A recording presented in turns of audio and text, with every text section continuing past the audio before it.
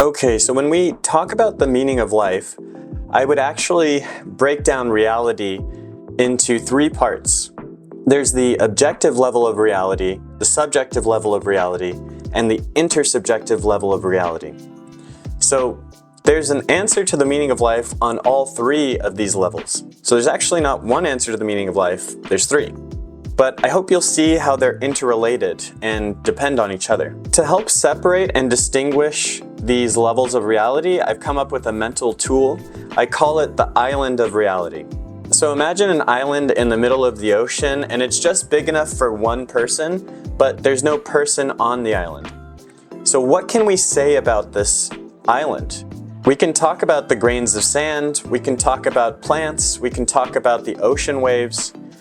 Whatever we can describe about that island with no person present, we would say is objective reality.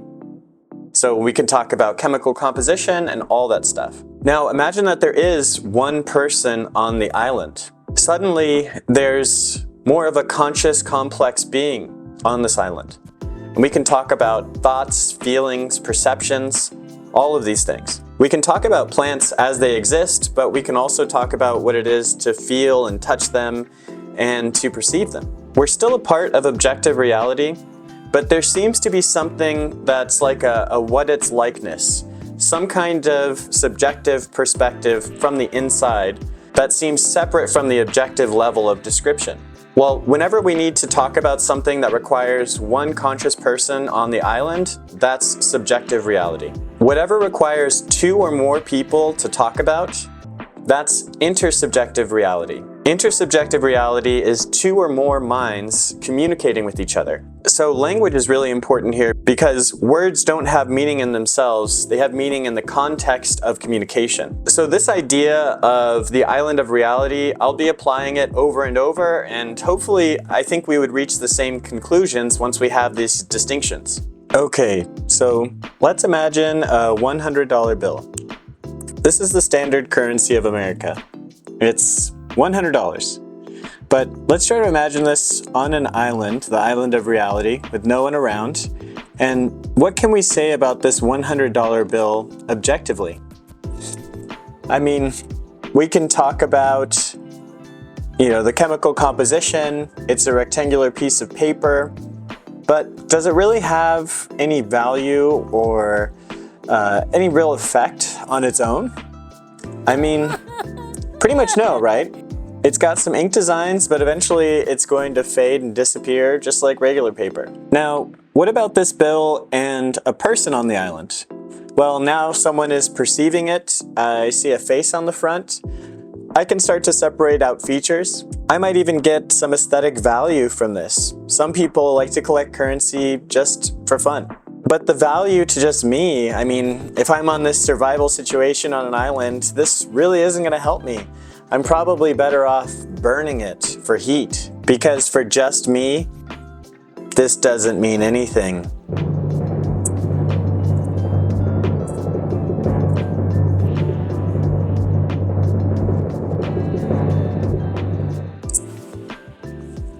It has no value.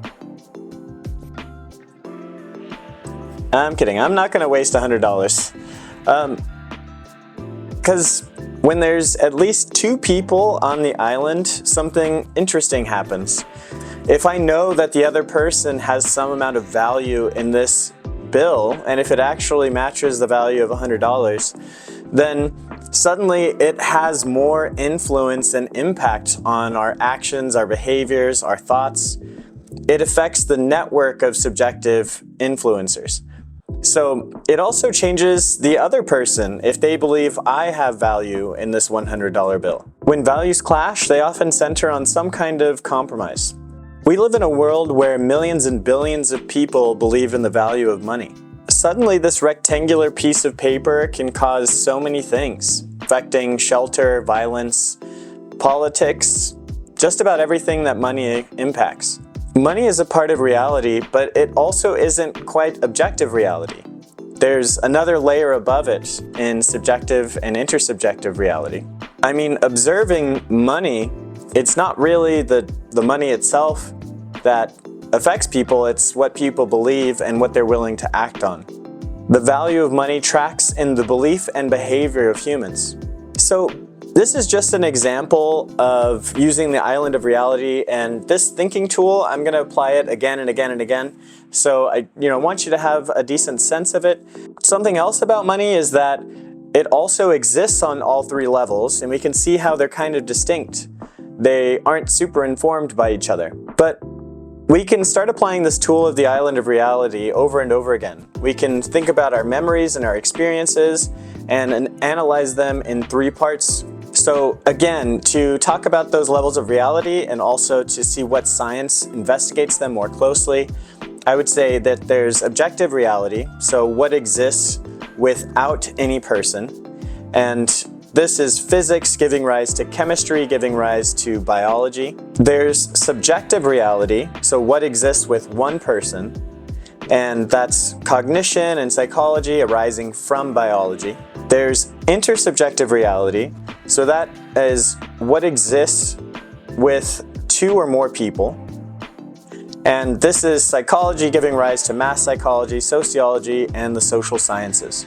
I hope that by using this tool, if we both do it and you see how it is in fact useful to draw these distinctions, then ultimately we'll both be led to the same conclusions. Something else to be brief about is, okay, where's the philosophy in this? And philosophy is definitely an interesting subject.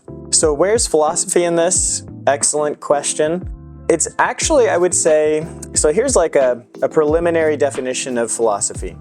So philosophy is a reflection on the three levels of reality and how they relate to each other. So all three of these levels of reality interact, and philosophy isn't so much about any one of those particular levels, but it's about how they relate to each other. So it's a relation on a relation. So that's often why philosophy is about something. But often when the question becomes so precise that you can investigate it empirically, then it becomes a science. So I'll be talking about philosophy a lot, and I'll be trying to give some solutions and answers to some sub-problems, and hopefully open up some new areas of thought. So I'll be giving a perspective on many sub-problems in philosophy.